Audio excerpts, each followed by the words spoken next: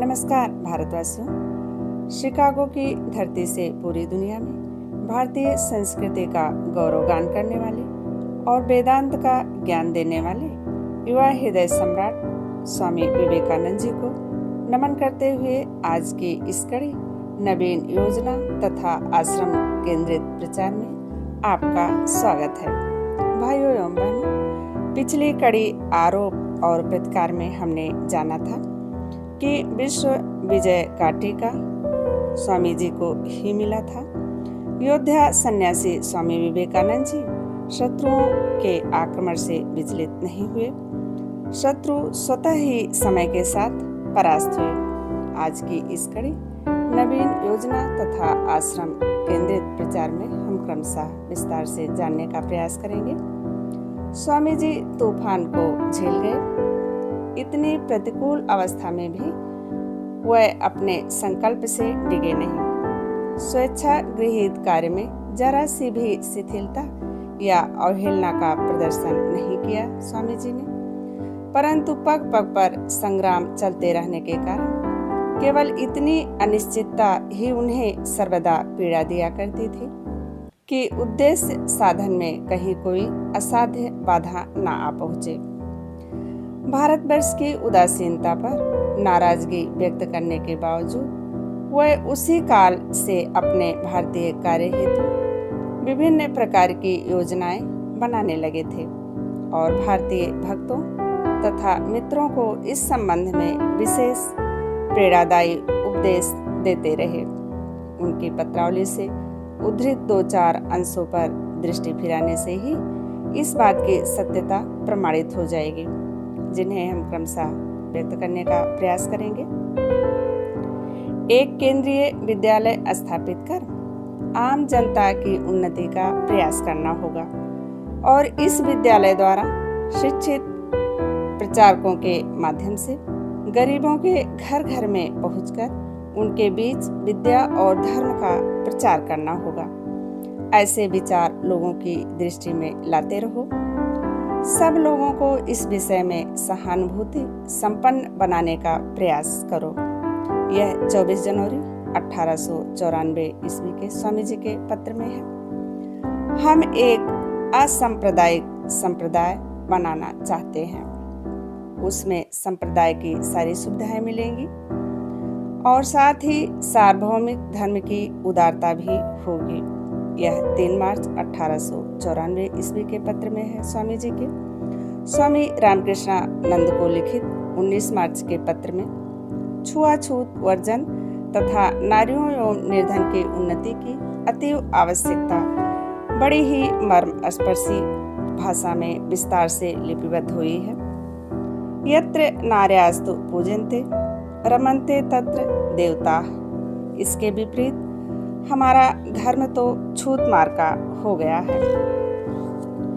अग्नि मंत्र से दीक्षित एक युवक दल का गठन करो और अपनी उत्साह अग्नि उनमें भर दो। एक कुटिया किराए पर लो और काम में लग जाओ। यही मुख्य है। पत्रिका आदि गौड़ है। चाहे जैसे भी हो, आम गरीब लोगों के बीच हमें अपना प्रभाव फैलाना होगा। कार्य की मामूली शुरुआत देखकर डर मत जाना। यह 28 मई 1894 ईस्वी के पत्र में है। अंग्रेजों के लिए भारत को जीतना इतना आसान कैसे हो गया था? इस कारण कि वह एक संघबद्ध राष्ट्र थे और हम नहीं। इस देश में शिक्षित नर नारियों की संख्या अत्यधिक है। भारत की आम जनता को शिक्षित और उन्नत कीजिए, तभी हम एक राष्ट्र का निर्माण कर सकते हैं। हमारे समाज सुधारकों को तो घाव के स्थान का पता ही नहीं है। सारी गलती यहीं पर है। एक राष्ट्र जो झोपड़ियों में निवास करता है, अपना व्यक्तित्व एवं पौरुष खो बैठा है। उन्हें शिक्षित बनाना होगा। मूर्ति पूजा रहे अथवा नहीं, विधवाओं को यथेष्ट संख्या में पति मिले अथवा नहीं, जाति प्रथा अच्छी है या बुरी, मैं ऐसे प्रश्नों में सिर खपाना नहीं चाहता। अब प्रश्न उठता है या प्रश्न उठ सकता है कि सन्यासियों को ऐसे त्याग की इतने बड़े कार्य करने की प्रेरणा कहाँ से मिलेगी? तो मेरा उत्तर है धार्मिक उत्साह से। पुरानी रूढ़ियों और सिद्धांतों को भाड़ में जाने दीजिए, उनके द्वारा कुछ होने वाला नहीं है। एक चरित्र, एक जीवन, एक केंद्र, एक देव मानो, यही पथ प्रदर्शन कर सकते हैं। इनके लिए एक संगठन की और चक्र प्रवर्तन करने के लिए प्रारंभ में थोड़े से धन की आवश्यकता है। यह 20 जून 1894 के स्वामी जी के पत्र में है। भारत के समस्त बुराइयों की जड़ है जनसाधारण की गरीबी। पाश्चात्य देशों के गरीब तो निरे पशु हैं, उनकी तुलना में हमारे यहाँ के गरीब देवता हैं। अपने निम्न वर्ग के लोगों के प्रति हमारा एकमात्र कर्तव्य है उन्हें शिक्षा देना तथा उनके खोए हुए व्यक्तित्व को विकसित करना। पुरोहिती शक्ति तथा विदेशी आक्रांताओं ने शताब्दियों तक उन्हें कुचला है और आखिरकार भारत के गरीब यह भूल गए हैं कि वह भी मनुष्य हैं। हमारे देश में हजारों एकनिष्ठ और त्यागी सन्यासी हैं। अब वह गांव-गांव और द्वार-द्वार जाकर धर्म शिक्षा के साथ ही साथ लौकिक विद्या भी सिखाएंगे। यह 23 जून 1894 ईस्वी में स्वामी जी के पत्र में है। पर एक बात याद रखना, महापुरुष शिक्षा देने को आते हैं, नाम के लिए नहीं, परंतु चेले उनके उपदेशों को पानी में बहाकर नाम करने के लिए वाद करने लगते हैं, मतलब आपस में वाद प्रतिवाद करने लगते हैं। मुझे शशि के पूजा गृह से बड़ा भय है। हमें समाज में, दुनिया में चेतना का संचार करना होगा। बैठे बैठे गप्पे लड़ाने और घंटी हिलाने से काम नहीं चलेगा। घंटी हिलाना गृहस्थों का काम है। तुम लोगों का काम है विचार तरंगों का प्रसारण करना। योगीन माँ, गोलाप माँ क्या कुछ विधवाओं की चेलियां बना सकेंगी? और तुम लोग उनके मस्तिष्क में कुछ विद्या सिद्धिया भर सकोगे क्या? हमें बहुत से चेले चाहिए, स्त्री पुरुष दोनों ही। यह ग्रीष्मकाल 1894 ईस्वी के पत्र में है स्वामी जी के।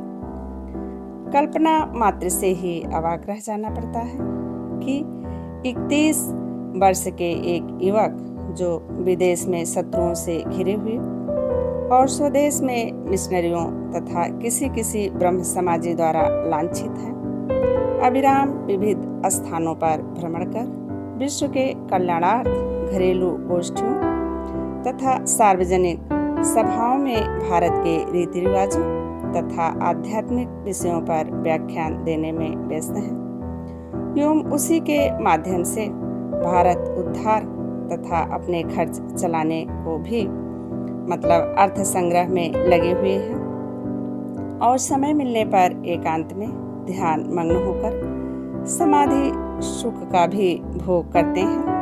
फिर किस प्रकार से वह विदेशी मित्रों के साथ एक ओर आनंद में डूब जाते हैं और दूसरी ओर भारतीय समस्याओं के समाधान हेतु गंभीर मौलिक चिंतन तथा नवीन व्यावहारिक योजनाओं की रचना में लगे हुए हैं। समय के साथ परिस्थितियां बदलती हैं। स्वामी जी शांतिमय जीवन बिताने के लिए क्रमशः व्यग्र होते जा रहे थे।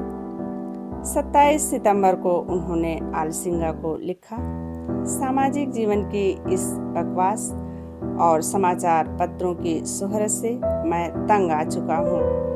अब मैं हिमालय की शांति में लौट जाने को लालायित हूँ। आज की कड़ी में बस इतना ही।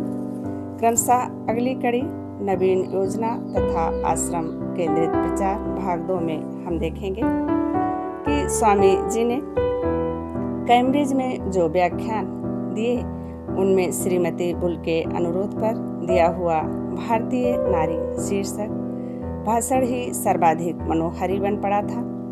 व्याख्यान के अंत में स्वामी जी ने अपनी माता के प्रति मुक्त कंठ से हार्दिक श्रद्धा व्यक्त की थी।